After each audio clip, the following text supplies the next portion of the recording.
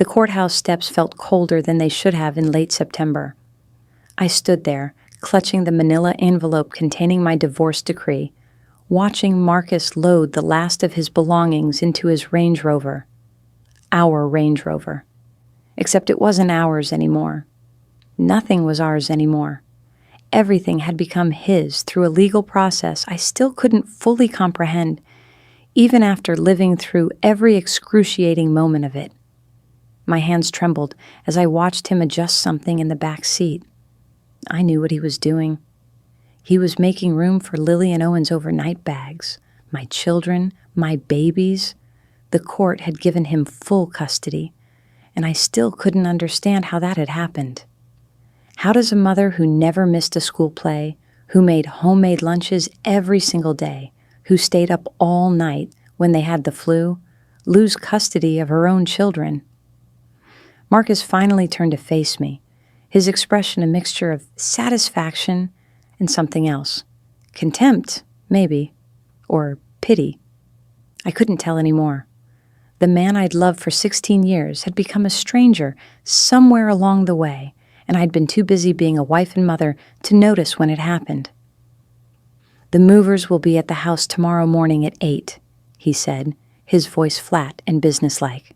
"They'll pack up whatever personal items you have left. Everything else stays. It's all documented in the settlement." "Marcus, please." My voice cracked, despite my efforts to sound strong. "Let me at least say goodbye to the kids properly. Let me explain to them." "Explain what, Hannah?" He cut me off, stepping closer. His cologne, the same one I'd bought him for our anniversary 3 years ago, made my stomach turn. "That you tried to take them away from their father? That you fought me every step of the way? They don't need your explanations. They need stability, which is exactly what the court recognized I can provide." I felt tears burning behind my eyes, but I refused to let them fall. Not here. Not in front of him. "I just want to talk to them. 5 minutes. Please."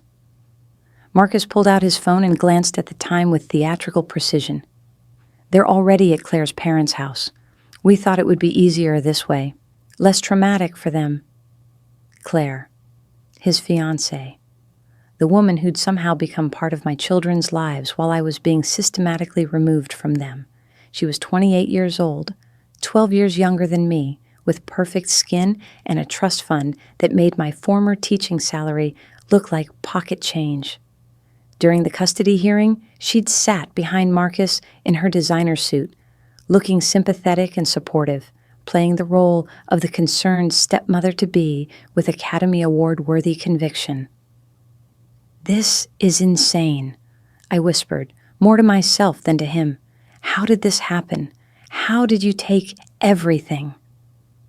He leaned in close enough that I could see the flecks of gold in his brown eyes, eyes that used to look at me with love, with desire, with partnership.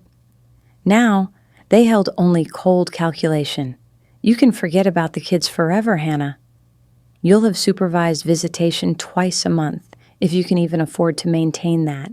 And the house, the cars, the accounts, all of it stays with me." The court saw things very clearly. He paused, a cruel smile playing at the corners of his mouth. "I hope you don't starve to death, at least for the next couple of weeks. Though, given how little you're walking away with, I wouldn't count on much more than that." He turned and walked to his car without looking back. I watched him drive away, my entire life compressed into the rear-view mirror of a vehicle I'd helped pay for, heading toward a home I'd decorated room by room, with children I'd carried in my body and nursed and raised and loved with every fiber of my being. The envelope in my hands suddenly felt impossibly heavy. Inside were documents that reduced 16 years of marriage, 12 years of motherhood, and 40 years of existence to a series of legal clauses and property divisions that left me with almost nothing. Marcus had the $5 million house in Meadowbrook Heights that we'd bought 7 years ago, back when his tech startup had its first major funding round. He had the vacation home in Lake Tahoe. He had both cars. He had our investment accounts, our retirement funds, everything we'd built together. because somehow his lawyers had convinced the judge that his income had funded it all, that my contributions as a stay-at-home mother and part-time teacher were negligible, that I was, in legal terms, financially irresponsible and emotionally unstable. I'd lost my children because of lies, carefully constructed, well-documented lies that Marcus and his legal team had spent months building. They'd found my old therapy records from after my mother died 8 years ago, when I'd struggled with depression and anxiety. They'd twisted my decision to homeschool Owen for 1 year during his particularly bad bout with asthma into evidence of my inability to properly socialize my children. They'd taken my part-time teaching job at the Montessori school, which I'd specifically chosen so I could be home when the kids got out of school, and presented it as proof that I couldn't hold down steady employment. And I'd lost because I'd trusted my own lawyer, Richard Palmer, a man who'd come highly recommended by a friend from my book club, a man who, I discovered too late, had been taking money from Marcus under the table to throw my case. I had discovered the payments 3 days after the final decree, buried in a bank statement I'd accidentally received in the mail. But by then it was too late. The judge had ruled. The decree was final. My attempts to report it had been dismissed as the desperate accusations of a bitter ex-wife. I stood on those courthouse steps for a long time after Marcus drove away, until the security guard gently suggested I move along. Where was I supposed to go? The studio apartment I'd rented with my portion of the settlement, a laughably small amount that would cover maybe 6 months of rent, wasn't ready until next week. I had 7 days to vacate the house in Meadowbrook Heights, and until then, I had nowhere to go. That's when I remembered my parents' house. The old Victorian on Maple Street had been sitting empty for 10 years, ever since Mom died and Dad followed her 6 months later, his heart giving out in his sleep. They'd left it to me in their will. The only thing I had that Marcus couldn't touch because it had been mine before the marriage. I hadn't been able to bring myself to sell it, couldn't bear the thought of strangers living in the rooms where I'd grown up, where Mom had taught me to bake bread on Sunday mornings, where Dad had built me a treehouse that still stood in the backyard. The house would be a disaster after 10 years of neglect. I'd been paying property taxes on it all this time, keeping the utilities connected at minimum levels, but I hadn't actually set foot inside since Dad's funeral. The thought of walking through those rooms, seeing Mom's reading chair by the window and Dad's workshop in the garage had been too painful. Now, it was my only option. I called an Uber, because I didn't even have a car anymore, and gave the driver the Maple Street address. He tried to make conversation, something about the unseasonably cool weather, but I couldn't focus on his words. I kept replaying the custody hearing in my mind, trying to understand where I'd gone wrong. Lily had been brought into the judge's chambers for a private conversation. She was 14, old enough that her preference carried weight. When she came out, she wouldn't meet my eyes. Later, I learned that Marcus had promised her a car for her 16th birthday if she told the judge she wanted to live with him. My daughter. My precious girl who used to curl up beside me on the couch every Sunday night to watch our favorite shows together, who still sometimes crawled into bed with me after a nightmare, had been bought with the promise of a BMW. Owen, at 10 years old, had been deemed too young for his opinion to matter much. But the child psychologist Marcus had hired, the one who'd conducted exactly 3 hours of interviews with Owen in carefully controlled settings, had written a report describing me as overbearing and anxiously attached, suggesting that Owen needed space from his mother's suffocating influence to develop properly. Never mind that Owen had terrible asthma and needed careful monitoring. Never mind that I'd spent countless nights in the ER with him, holding his hand while he struggled to breathe. All of that became evidence of my instability rather than my dedication. The Uber pulled up in front of the house on Maple Street, and my heart sank. The front lawn had become a jungle, weeds growing hip-high in places. The white paint on the Victorian's trim had peeled and grayed, giving the whole structure a haunted appearance. Several shingles hung loose on the roof, and the front porch sagged slightly on the left side. My childhood home looked like something from a horror movie. "You sure this is the right place?"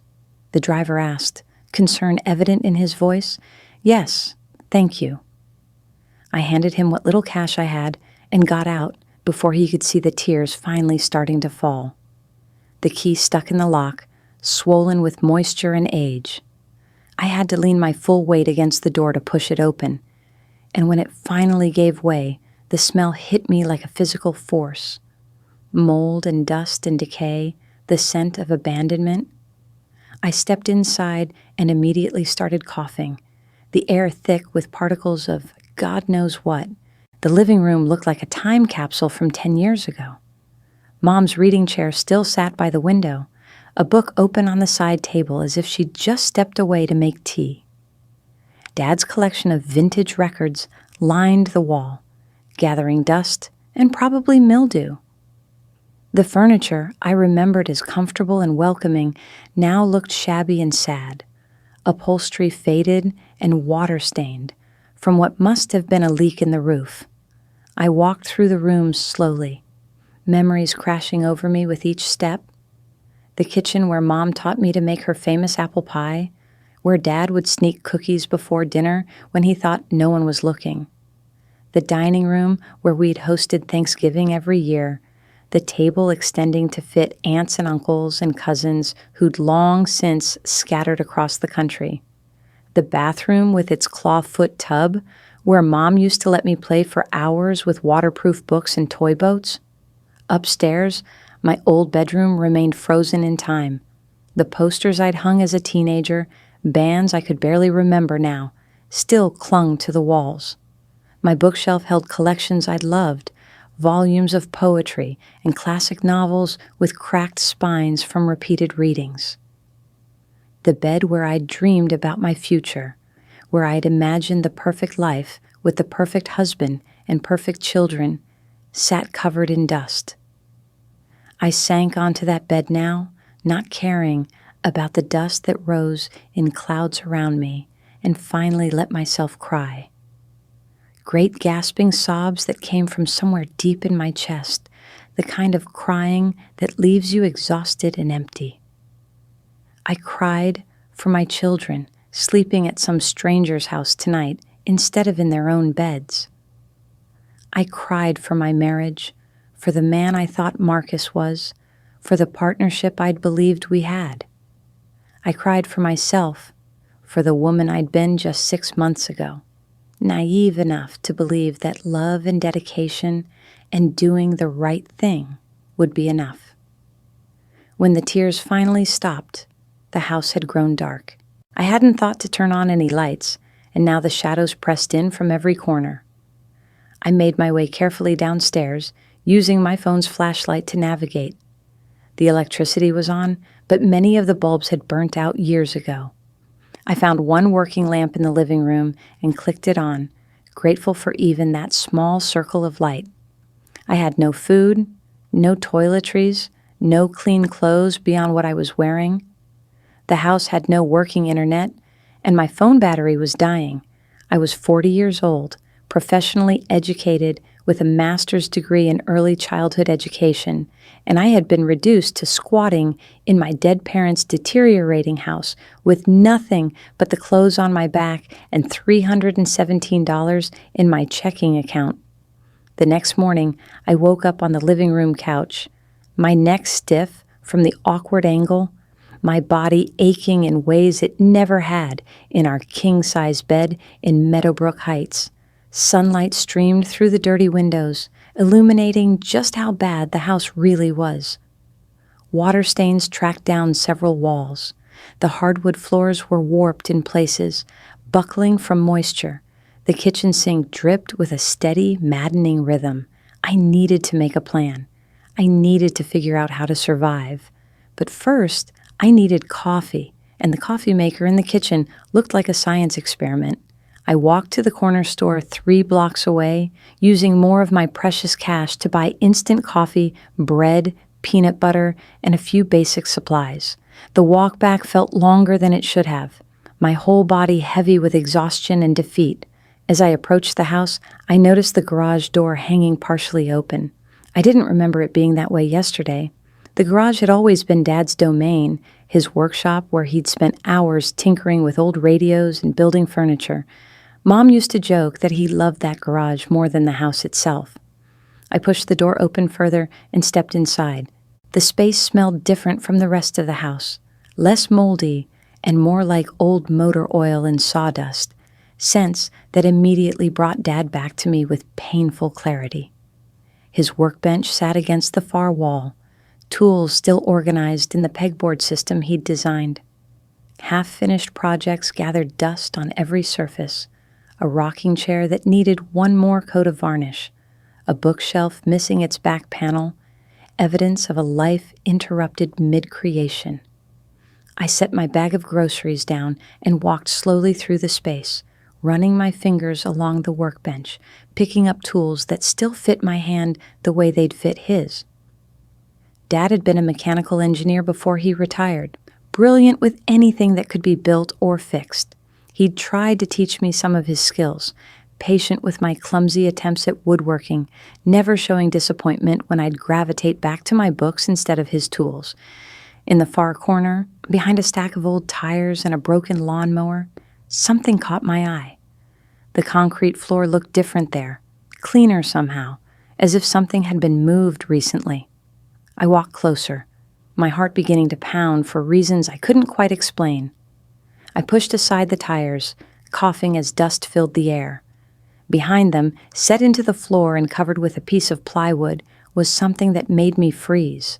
A floor safe. A heavy-duty, commercial-grade floor safe that I'd never known existed in my father's garage. The plywood covering it had scratch marks, as if someone had moved it recently, within the last few months maybe. But that was impossible. No one had been in this house. I'd been paying a property management company to do quarterly checks, but they'd never mentioned anything like this. And Dad had been dead for 10 years. Who would have been moving things in his garage? I knelt beside the safe, my hands trembling slightly. The combination lock stared up at me, its dial waiting for numbers I didn't have. Why had Dad never mentioned this? What was inside it that required this level of security? And why did the covering look like it had been disturbed so recently? I sat back on my heels, staring at the safe, my mind racing through possibilities. Dad had been careful with money, but we'd never been wealthy. Mom had worked as a nurse, Dad as an engineer for a mid-sized firm. They'd lived comfortably, but modestly, saved responsibly, and left me the house and about $40,000 in savings, which I'd used for the kids' college funds. There had never been any indication of hidden wealth or secrets, unless there had been, and I'd just never noticed. I thought about the last conversation I'd had with Dad before he died. He'd called me at home, unusual for a weekday morning, and said he needed to talk to me about something important. Could I come by that weekend? He'd sounded serious, even worried, which wasn't like him. But Marcus had insisted we take the kids to some tech conference that weekend, networking opportunity he couldn't miss, and I'd told Dad we'd have to do it the following week. He died 3 days later. I'd been carrying guilt about that missed conversation for 10 years, wondering what he'd wanted to tell me, whether it would have made a difference if I'd gone to see him. Now, staring at this safe I'd never known existed, I wondered if this was what he'd wanted to talk about. I pulled out my phone and took pictures of the safe from every angle.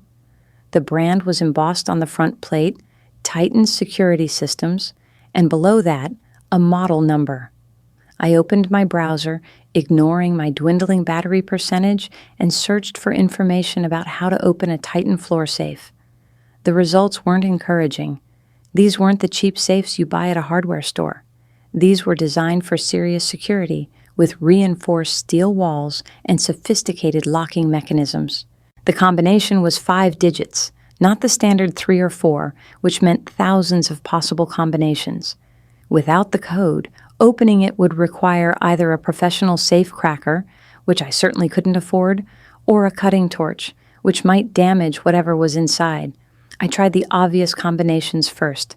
My parents' anniversary, their birthdays, my birthday. Nothing. I tried their address numbers, my old phone numbers, every significant date I could think of. The safe remained locked, its secrets kept secure. My phone battery died while I was searching for affordable locksmiths near me, the screen going black at precisely the wrong moment. I sat in the garage, surrounded by my father's abandoned projects, and felt the full weight of my situation settle over me. I was locked out of my old life with no way back in.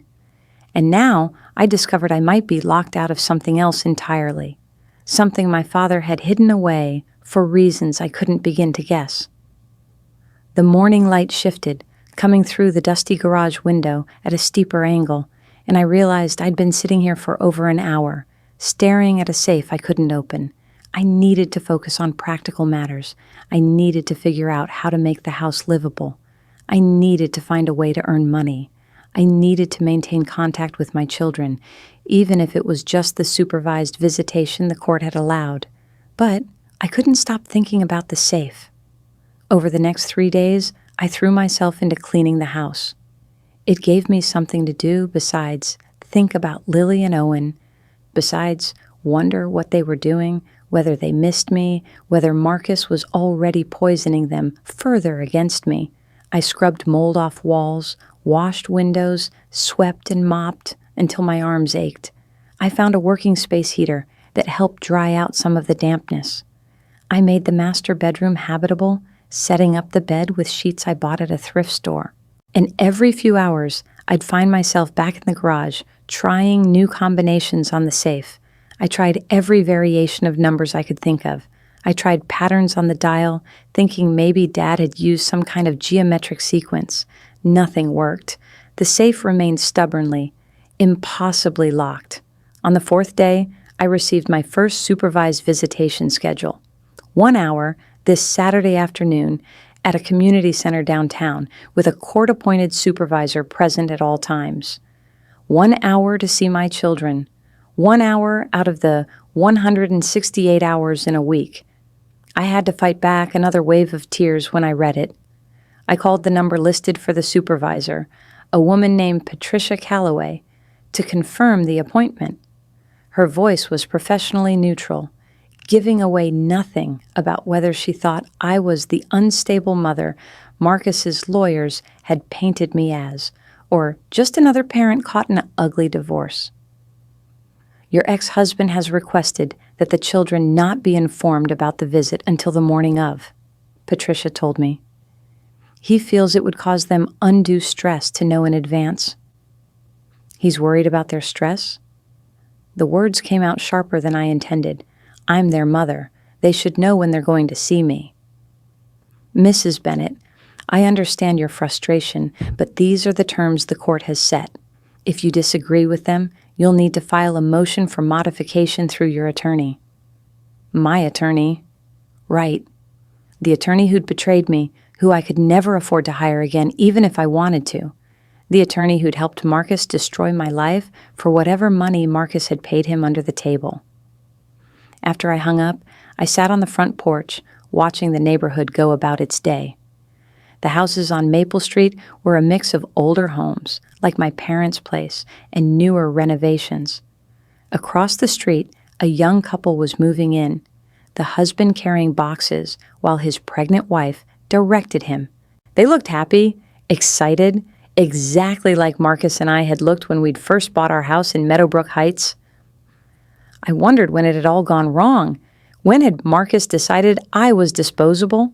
When had he started planning to take everything from me? Had it been months? Years? Had he been lying beside me at night, plotting my destruction while I slept, trusting and naive? My phone rang, startling me out of my dark thoughts. Unknown number. I almost didn't answer, but at this point, any human contact felt better than sitting alone with my spiraling thoughts. Hannah Bennett? A woman's voice, crisp and professional. Yes? This is Jessica Torres from Westfield Elementary. I'm calling about your son, Owen. He's listed as having you as an emergency contact, and we need to update our records with custody information. My heart clenched. Owen's school. The school where I'd volunteered in the library every Thursday afternoon, where I'd chaperoned field trips and baked cookies for every class party. What do you need to know? We've received notice from Mr. Bennett's attorney that he has sole custody and that you're only to have supervised contact with Owen. We need to remove you from the authorized pickup list and update our emergency contact information. The words hit like physical blows. I understand. My voice came out barely above a whisper. But please, if there's ever an emergency, any emergency at all, please call me too. Even if you can't release him to me, please just let me know if something happens to my son. There was a pause on the other end of the line. When Jessica spoke again, her voice had softened slightly. Mrs. Bennett, I've seen you with Owen. I've watched you parent him for years. Whatever's happening with your divorce, whatever the courts have decided, I just want you to know that some of us see who you really are. I had to cover my mouth to keep from sobbing out loud. Thank you, I managed to choke out. Thank you for saying that. After she hung up, I sat with my phone in my hand, Jessica's words echoing in my mind. Some of us see who you really are. But seeing it wasn't enough, was it? The court hadn't seen it. The judge who'd awarded Marcus everything hadn't seen it. And most painfully, my own children, corrupted by promises and lies, couldn't see it anymore either. That night, I dreamed about the safe. In the dream, it was open, its contents spilling out across the garage floor. But every time I tried to look at what was inside, I'd wake up, my heart pounding, the image just out of reach. I tried 6 more times that night to fall back asleep, and 6 more times the dream repeated, always ending, just before I could see what the safe contained. At 3 a.m, I gave up on sleep entirely and went down to the garage with a flashlight. I knelt beside the safe again, running my fingers over the cool metal, trying to feel some connection to my father, some intuitive understanding of what numbers he would have chosen. Dad had been methodical, logical, an engineer to his core. He wouldn't have picked random numbers. He would have used something meaningful, something he could remember without writing it down. But what? I'd already tried all the obvious dates. What else would have been significant enough? I thought about his life before I was born.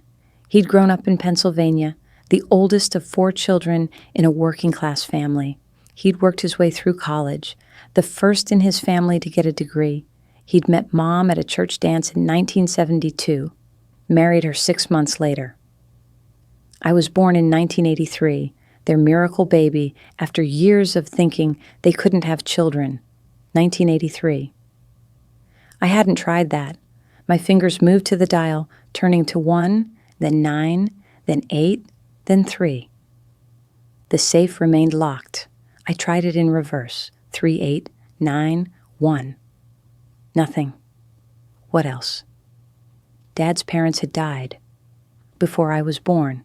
His siblings had scattered, relationships fading over the years the way they do in busy lives.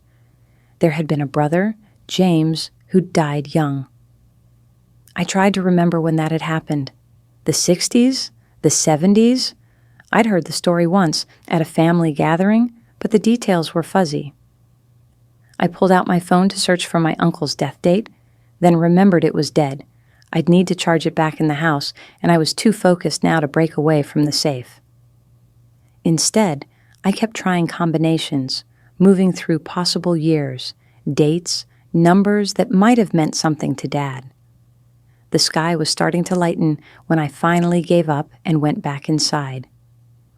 My knees ached from kneeling on the concrete floor. My fingers were stiff from manipulating the dial over and over, and I was no closer to opening the safe than I'd been 3 days ago.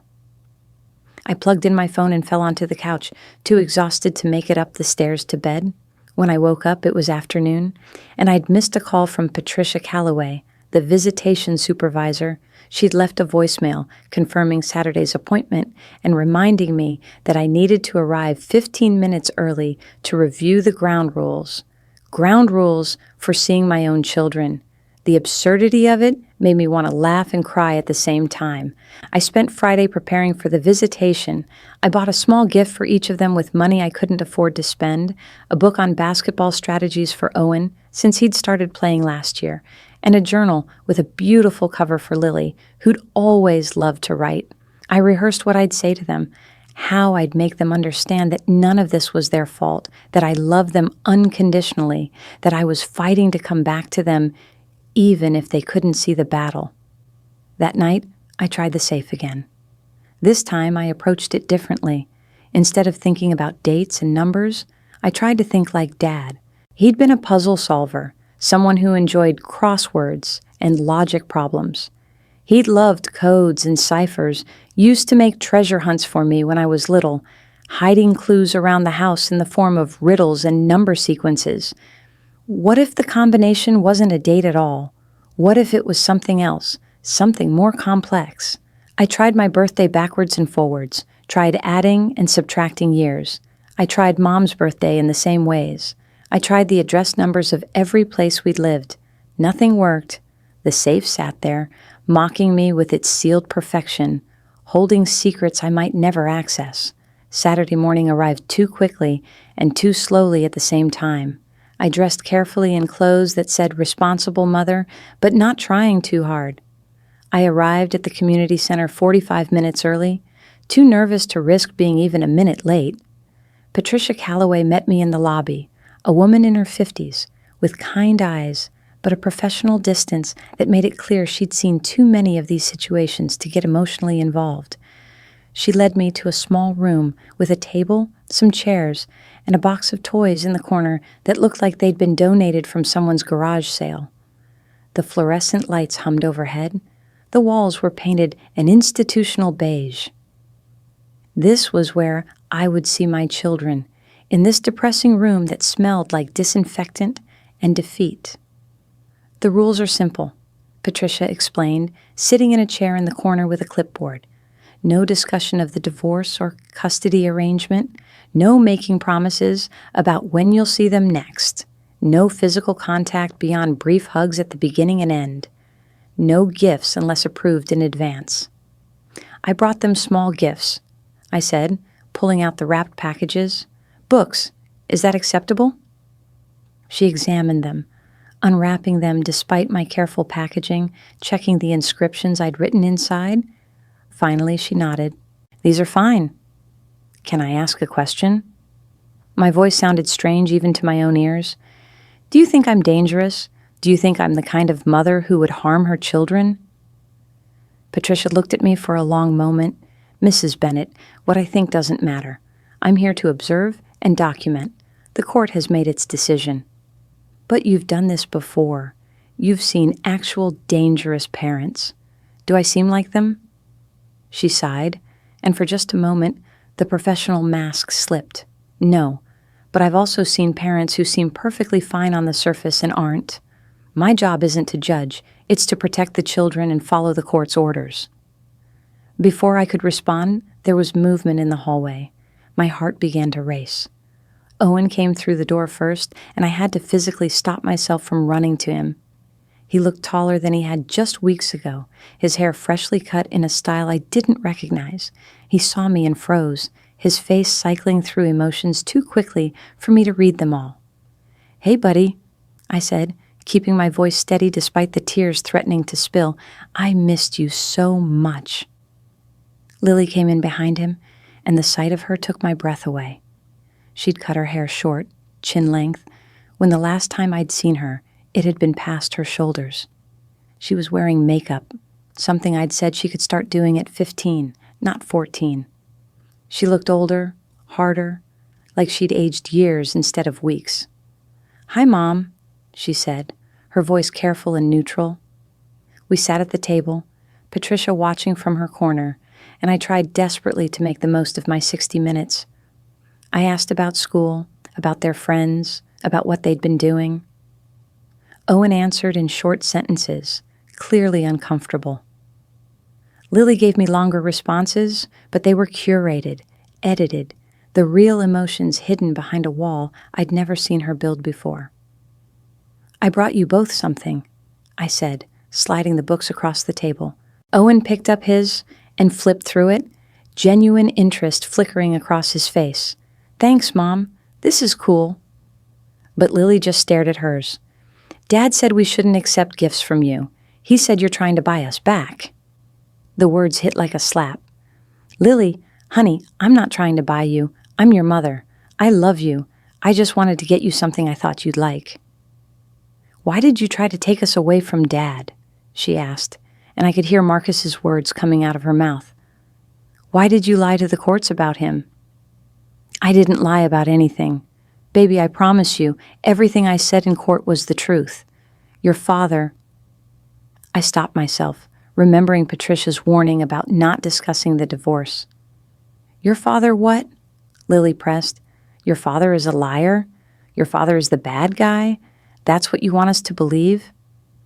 "Lily," Patricia said gently from her corner, "we're not here to discuss custody issues. This is time for you to visit with your mother." "But she's saying Dad lied." Lily's voice rose. "She's still trying to turn us against him." "I'm not trying to turn you against anyone," I said, fighting to keep my voice calm. "I just want you to know that I love you, that I've always loved you, that everything I've done has been to protect you and take care of you."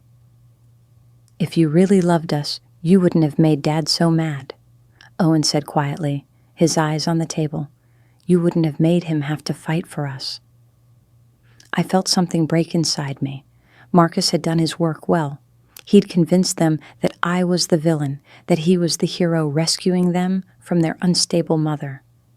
And with only 1 hour every 2 weeks, supervised by a stranger in a beige room, how could I possibly undo that damage? We struggled through the rest of the hour. I tried to focus on neutral topics, tried to make them laugh, tried to recreate even a shadow of the relationship we used to have.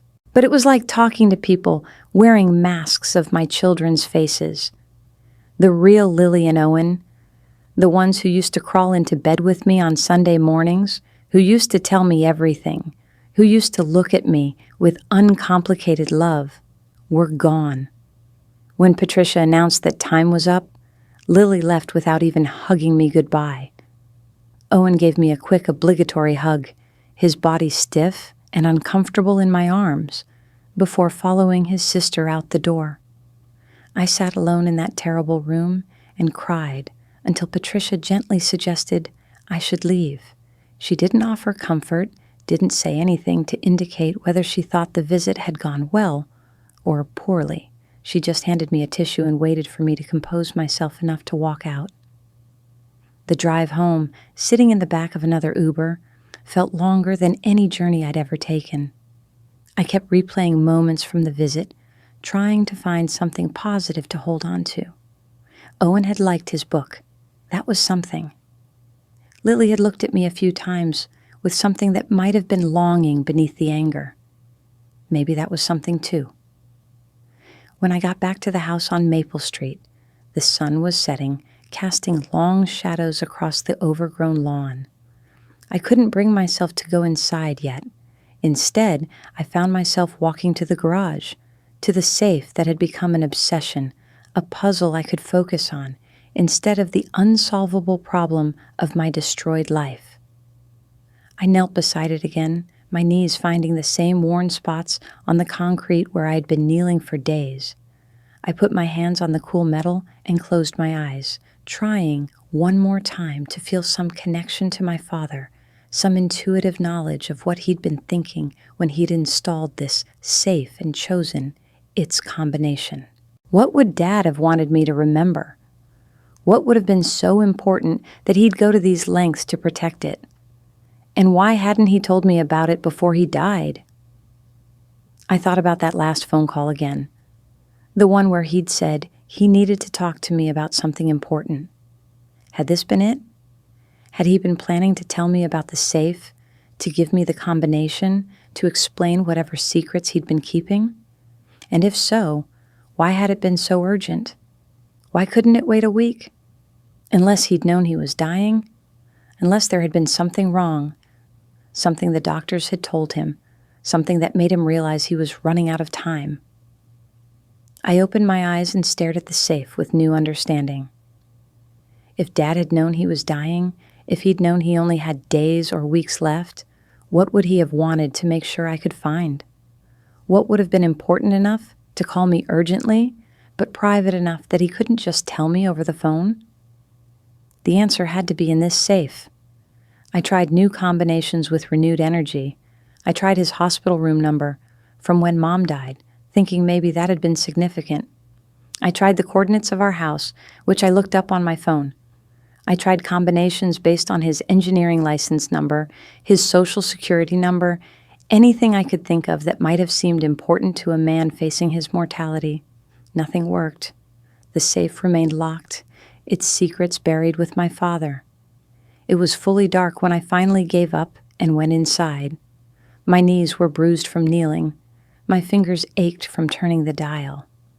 And I was no closer to answers than I'd been when I first found the safe. The house felt emptier than usual that night. I made myself eat something, peanut butter on bread again, because I still hadn't bought proper groceries. I charged my phone and saw that I had 17 messages, none of them from my children. Most were from bill collectors, a few from my former lawyer's office asking me to sign additional paperwork, and one from an unknown number that turned out to be a wrong number. No one in my actual life seemed to care whether I existed or not. I went upstairs to my old bedroom, the one I'd slept in as a teenager, and lay in the dark thinking about my conversation with Lily and Owen. How long would it take for them to completely forget who I really was? How long before Marcus's version of me became their only memory? Would there come a day when they couldn't remember Sunday morning pancakes and movie nights and me tucking them in with stories I made up about brave children having adventures? My phone buzzed with an email notification, and I picked it up expecting another bill or piece of legal documentation. Instead, it was from an address I didn't recognize with the subject line, "You need to read this." I almost deleted it as spam, but something made me open it. Inside was a single message and an attachment. "Mrs. Bennett, you don't know me, but I know what your ex-husband did to you. I used to work for his company. The attachment is proof that he's been planning this divorce for over 2 years. I'm sending this anonymously because I'm afraid of what he'll do if he finds out, but you deserve to know the truth. I'm sorry for what happened to you." My hand started shaking as I opened the attachment. It was a PDF of what looked like emails, dozens of them, between Marcus and someone named David Pritchard. I recognized the name. David was Marcus's business partner, the CFO of their tech startup. I started reading, and with each line, my horror grew. The emails began 2 years and 3 months ago. Marcus to David: "I need to start moving assets out of joint accounts. Claire thinks I should wait until after the divorce is filed, but I want to be prepared." Claire, his fiancée. He'd been planning this with her for over 2 years before I'd had even the slightest inkling that something was wrong with our marriage. The emails continued, laying out a strategy: move money into accounts I didn't know about, build relationships with lawyers who would be sympathetic to his position, document any instance where I seemed even slightly unstable or irresponsible, create a narrative of me as an unfit mother through carefully selected anecdotes and exaggerations. One email from about 18 months ago made my blood run cold. "Richard Palmer is on board. He'll take her case and tank it from the inside. Cost me $50,000 up front and another $100 when it's done, but it'll be worth it to avoid a fair division of assets. Richard Palmer, my attorney, the man I'd trusted to represent me, to fight for my rights, to protect my children. He'd been working for Marcus all along. The emails showed something else too. Marcus had known about the property on Maple Street, my parents' house. He'd been frustrated that he couldn't touch it because it was mine before the marriage. There was even an email where he'd discussed trying to get me declared mentally incompetent so he could take control of my assets through a conservatorship. "The house is probably worthless," David had written back. "Old Victorian in a declining neighborhood. Not worth the effort of going after it legally." They'd decided to let me keep the house not out of any sense of fairness, but because they didn't think it was valuable enough to be worth fighting over. It was the only reason I had a roof over my head right now, because Marcus and his business partner had deemed my parents' home too worthless to steal. I read through all the emails twice, then a third time, documenting the scope of the conspiracy against me. It wasn't just Marcus and Richard Palmer. It was Marcus, David, Claire, Richard, and a whole network of people they'd involved. People paid to testify against me, people who'd provided false documentation, people who'd helped construct an elaborate lie designed to destroy my life and leave me with nothing. The email ended with communication from just 2 weeks ago. Everything went perfectly. She'll have supervised visitation only, and even that will probably fade out once the kids are completely turned against her. The house and all assets are secure. Claire and I can move forward without any complications. I sat in the dark with my phone screen the only light, feeling something shift inside me. For weeks I'd been drowning in grief and confusion, unable to understand how everything had fallen apart so quickly. I'd blamed myself, wondered what I'd done wrong, questioned every decision I'd made as a wife and mother. But this wasn't my fault. This wasn't something I'd failed at. This was a crime, a coordinated, elaborate criminal conspiracy to destroy me and steal everything I had, including my children. The question was, what could I do about it? The obvious answer was to take this evidence to the police, to report the conspiracy, to try to get justice through official channels. But I'd already learned how little official channels cared about my truth. I'd already watched a corrupt lawyer and a bought-off judge award everything to Marcus. Would the police be any different? And even if they believed me, even if they investigated, how long would that take? Months? Years? My children were being poisoned against me more every day. I didn't have time for the slow wheels of justice to turn. I needed something else, some kind of leverage, some way to force Marcus to undo what he'd done, to tell the truth, to return my children to me before the damage became permanent. And suddenly, I thought about the safe in the garage. What if my father had known something? What if there was something in that safe that could help me?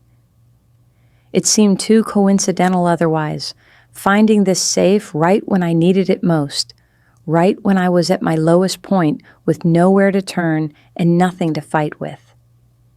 I went back downstairs, phone in hand, and out to the garage. The safe seemed to glow in my phone's flashlight beam, waiting for me to solve its puzzle. I knelt beside it with new determination. My father had wanted to tell me something important.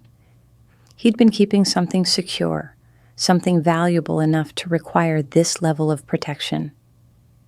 And he'd needed to tell me about it urgently. Felt it couldn't wait. Think, Hannah. Think like Dad would have thought. What would he have considered the most important thing to protect? What would have required this much security? Not money. Dad had never cared much about money beyond having enough to be comfortable. Not jewelry or valuables. Mom's engagement ring and her few nice pieces had been in her jewelry box, which I'd kept after she died. Information, documents, evidence of something. That's what Dad would have protected. He'd been an engineer, someone who believed in documentation, in keeping records, in preserving proof. If he'd been keeping something in a safe like this, it would be information that someone needed to know, information that was too important to risk losing or having fall into the wrong hands. I thought about my parents' lives, looking for anything that might have required this level of secrecy. They'd been private people, but not secretive. They'd lived quiet, modest lives, working regular jobs, raising me, participating in their community. There hadn't been drama or intrigue or anything that would require hidden safes and urgent final conversations. Or had there been? Had I just never noticed because I'd been too focused on my own life, my own marriage, my own children? What if there had been something happening with my parents that I'd missed entirely? I tried to remember the last few years before Dad died. He'd retired from his engineering firm at 65, about 3 years before Mom died. I'd been busy with young children then, Owen just a toddler, and Lily in first grade. I hadn't visited my parents as often as I should have. Phone calls once a week, dinner once a month maybe, the usual pattern of adult children with their own families. Had Dad seemed worried about anything? Stressed? I tried to picture him in those years, but the memories were fuzzy, overshadowed by the chaos of early parenthood and the memory of Mom's sudden illness and death. Mom had died of a brain aneurysm, sudden and shocking. She'd been fine one day and gone the next. Dad had found her collapsed in their bedroom when he came home from the hardware store. By the time the ambulance arrived, she was already gone. And 6 months later, Dad had died too, officially of a heart attack in his sleep, though I'd always suspected it was really just a broken heart. He'd loved Mom so completely that without her, he'd had no reason to keep going. Except he'd called me a few days before he died, saying he needed to talk about something important. That didn't sound like a man who'd given up. That sounded like a man who still had something to do, something to communicate, something that mattered. I looked at the safe with fresh eyes. What would Dad have wanted to tell me? What would he have needed to make sure I knew before he died? The answer came to me slowly, a feeling more than a thought. He would have wanted to protect me. He would have wanted to make sure I was taken care of. He would have wanted to leave me something that would keep me safe, not just financially, but in every way that mattered. And if he'd somehow known or suspected that something might happen to me, if he'd seen something in Marcus or in my marriage that concerned him, he might have prepared for that. He might have created some kind of insurance policy, some way to protect his daughter, even after he was gone. I thought about the conversations I'd had with my parents about Marcus over the years. Had they liked him? They'd been polite, welcoming, included him in family events. But had they truly liked him? Had they trusted him with their daughter? I tried to remember specific moments, specific comments. There was something, a memory at the edge of my consciousness that I couldn't quite grasp. Something Dad had said once about Marcus, some small comment that hadn't seemed important at the time, but might mean something now. It was the year before Mom died. We'd been at my parents' house for Thanksgiving, all of us crowded around the dining table. Marcus had been talking about his company, about the funding they'd received, about his plans to expand. He'd been excited, animated, and I'd been proud of him, proud of his success. But later, after dinner, I'd gone into the kitchen to help Dad with the dishes. Mom and Marcus had been in the living room with the kids, and Dad had been quiet, thoughtful. "Hannah," he'd said, not looking at me, focused on scrubbing a pot. "You've got your own bank accounts, right? Separate from Marcus? Money that's just yours?" I'd laughed, surprised by the question. "Dad, we're married. We share everything. Why would I need my own accounts?" He'd stopped scrubbing and looked at me then, really looked at me, with an intensity I'd rarely seen from my mild-mannered father. "Because you should always have something that's yours, honey. Something no one can take from you. That's what my father told me when I got married, and that's what I'm telling you now. At the time, I'd brushed it off as old-fashioned thinking, a generational difference in how people viewed marriage and money. But now, standing in his garage at 2 a.m, I understood. Dad had seen something in Marcus that I'd been too in love or too naive to see. He'd recognized the kind of man Marcus was, or the kind of man he might become, and he'd tried to warn me. And when I hadn't listened, when I'd kept all my accounts joint with Marcus, kept all my assets merged with his, Dad had done the only thing he could do. He'd prepared for the worst. He'd created something that would be mine and only mine, something Marcus could never touch because Marcus would never know it existed. That's what was in the safe. It had to be. Not just money or documents, but protection. A way for Dad to take care of his daughter, even after his death, even after he couldn't physically be there to protect me anymore. The understanding brought tears to my eyes. My father, who I'd loved, but maybe never truly appreciated, who'd seemed so ordinary and unremarkable, had been watching out for me all along. He'd seen the danger I was in before I'd seen it myself, and he'd done something about it. Now, I just had to figure out how to access what he'd left me. I sat back and thought about that conversation in the kitchen, trying to remember every detail. What else had Dad said? He'd told me to have my own accounts. He'd said something about his father's advice. What had he said exactly? That's what my father told me when I got married. His father, my grandfather, a man who died before I was born, someone I knew only through stories and old photographs. What would my grandfather have told Dad about money and marriage? And then it hit me. The combination wouldn't be dates or birthdays. It would be something even more personal, something that connected 3 generations. My grandfather, my father, and me, something that represented Dad's desire to protect his family across time. I pulled out my phone and went through my photos until I found the one I was looking for, a picture I'd taken years ago of an old photograph from my parents' house. It showed Dad as a young man standing next to his father in front of a garage, the year written on the back, 1956, and below that, an address, 1427 Lincoln Street, 1427, and Lincoln, the 16th president, 1-6. I turned to the safe and started entering the combination, my heart pounding, 142716.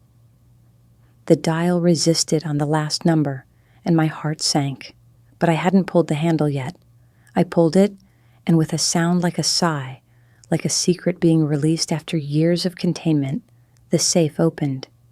Inside, stacked neatly and carefully preserved, were documents, legal documents, financial records, and at the very top, a letter in my father's handwriting with my name on it. My hand shook as I reached for it, as I opened the envelope and began to read his words, written to me from beyond the grave, preparing me for a battle he'd hoped I'd never have to fight, but wanted to make sure I'd win if I had to. My dearest Hannah, the letter began, if you're reading this, then I'm gone. And something has happened that has brought you back to this house, back to this place where you started. I hope I'm wrong. I hope you've lived a happy life and never needed to find this safe.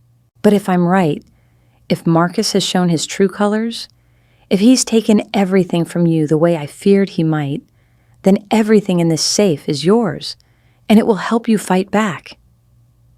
I sank down onto the concrete floor, my legs unable to hold me up anymore, and continued reading the letter that would change everything.